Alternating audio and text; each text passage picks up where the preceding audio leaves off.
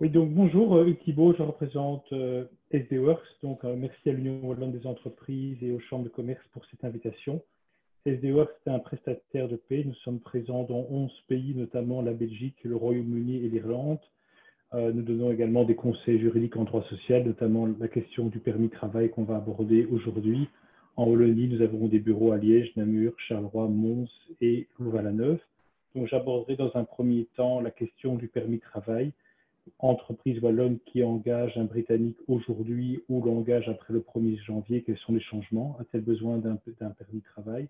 Et deuxième question que j'aborderai, la question du détachement. Une entreprise wallonne travaille avec une entreprise britannique qui envoie pour une période limitée des travailleurs. Quelles sont les démarches qu'il faut faire au niveau du détachement de travailleurs? Y a-t-il des changements avant le 31 décembre ou après en 2021? Et a-t-on besoin d'un permis de travail dans le cadre du détachement? Nous avons également publié un guide d'une vingtaine de pages qui reprend toutes ces questions. N'hésitez pas à me contacter et je vous l'enverrai. Le support que j'ai fait est en anglais, mais je m'exprimerai en français et le guide que j'ai mentionné est disponible en français, néerlandais et anglais. Donc n'hésitez pas à me poser toutes les questions à l'issue de la présentation. La situation aujourd'hui, si vous, entreprise wallonne, vous engagez un ressortissant non européen ou qui ne vient pas de l'espace économique européen, donc à savoir Norvège, Liechtenstein, Islande et la Suisse, vous avez besoin de faire une demande de permis de travail. Donc c'est toujours l'employeur qui doit faire une demande de permis de travail. Il doit faire une demande de permis unique qui doit être introduit dans la région dans laquelle le travailleur va effectuer ses prestations. Donc, si le travailleur américain, par exemple, que vous souhaitez engager, va travailler en Wallonie, vous devez introduire une demande de permis unique auprès de la région wallonne. Deux aspects seront traités, l'aspect autorisation du travail qui sera traité par la région wallonne et l'aspect accès au territoire qui sera traité au niveau fédéral.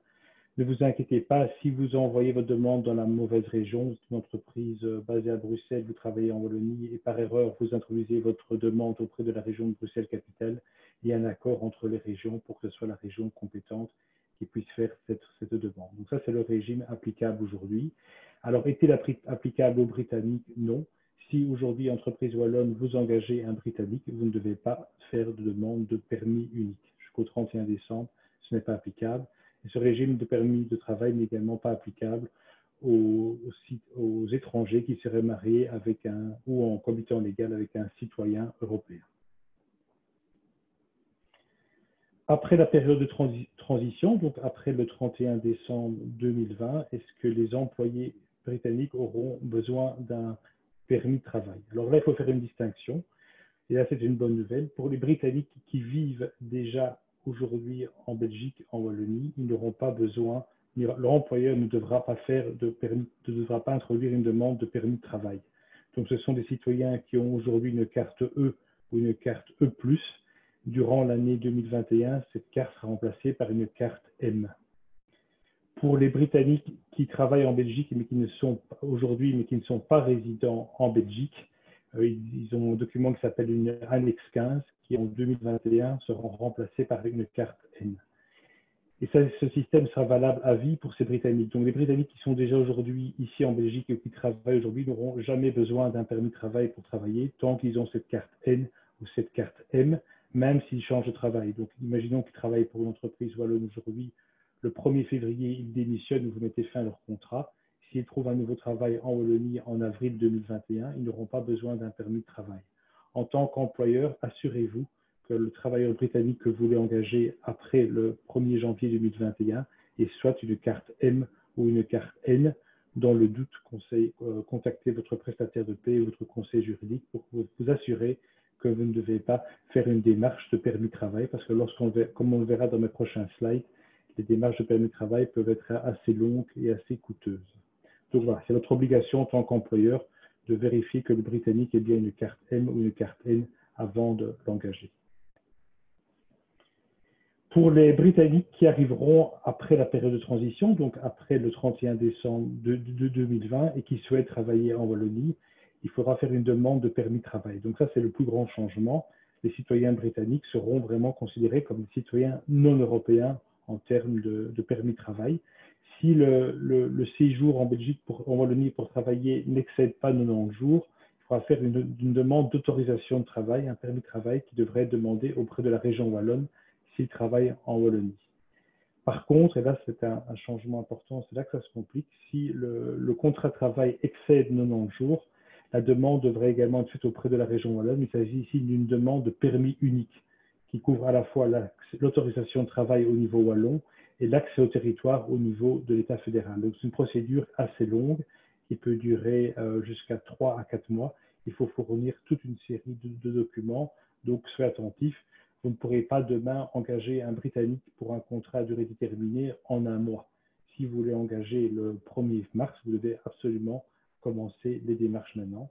Pour information, depuis novembre 2020, il est possible de faire une demande de permis de travail, de permis unique pour un citoyen britannique.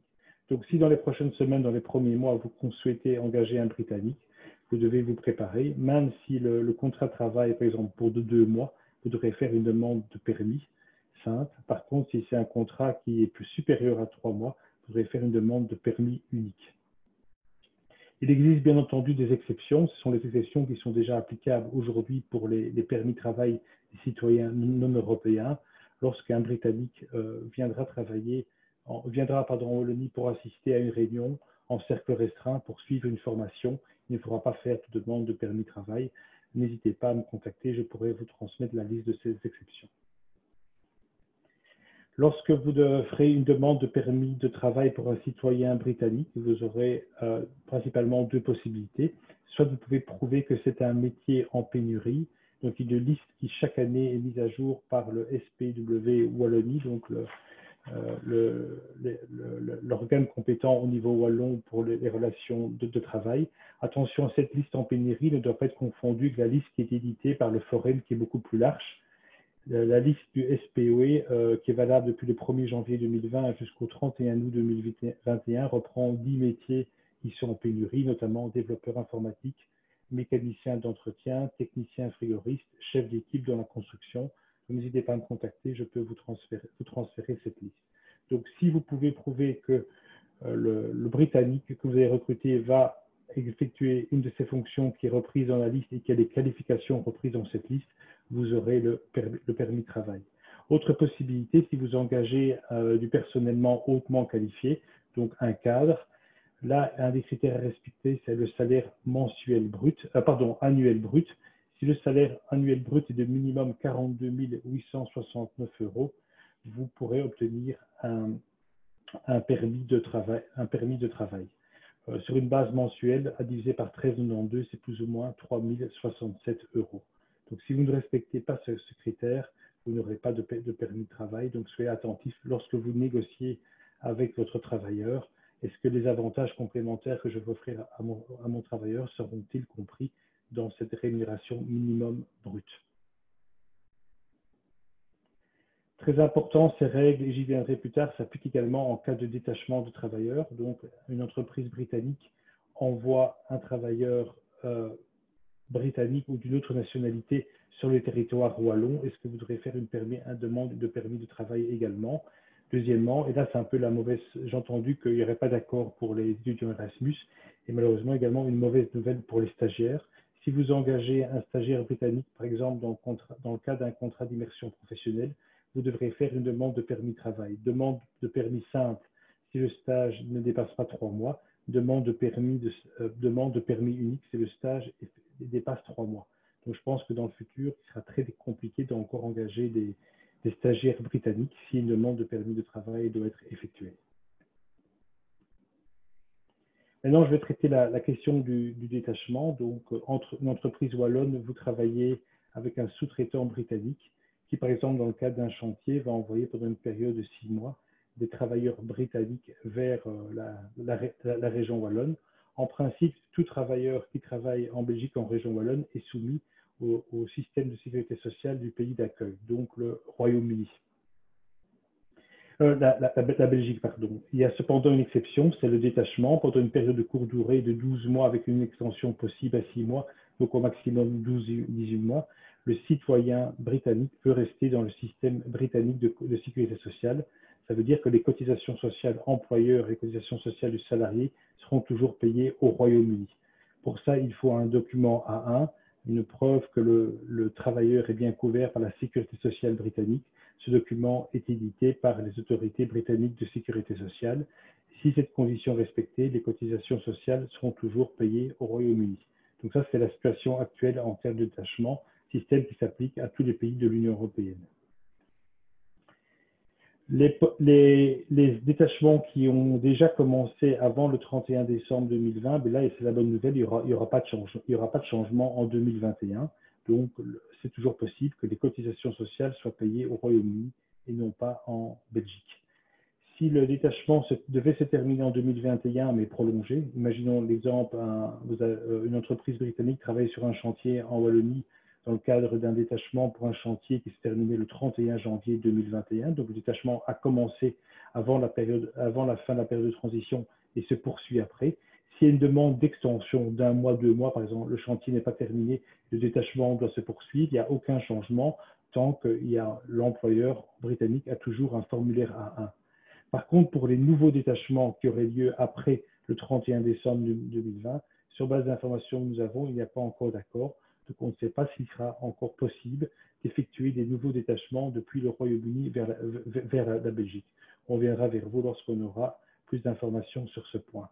Attention que les règles du permis de travail s'appliquent également. Une entreprise britannique détache un Français du Royaume-Uni vers la région Wallonne. Dans ce cas-là, il n'y aura pas besoin de permis de travail. Par contre, elle détache un Britannique, un Américain ou un Serbe, elle aura besoin d'un permis de travail, à savoir soit une autorisation de travail si la durée du contrat de travail ne dépasse pas 3 mois, soit un permis de travail unique si elle dépasse 3 mois. Donc voilà, donc soyez attentifs demain si vous engagez des Britanniques. Les Britanniques seront considérés comme des citoyens non européens, donc les règles du permis de travail seront applicables, sauf si le citoyen britannique est déjà en région wallonne ou travaille déjà, mais renseignez-vous préalablement avant l'engagement et certainement avant de lui faire signer un contrat de travail.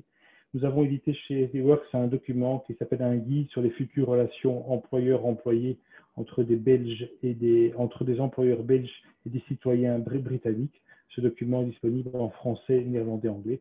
N'hésitez pas à me contacter, à me poser toutes ces questions et je pourrai vous transmettre ce document. Je vous remercie.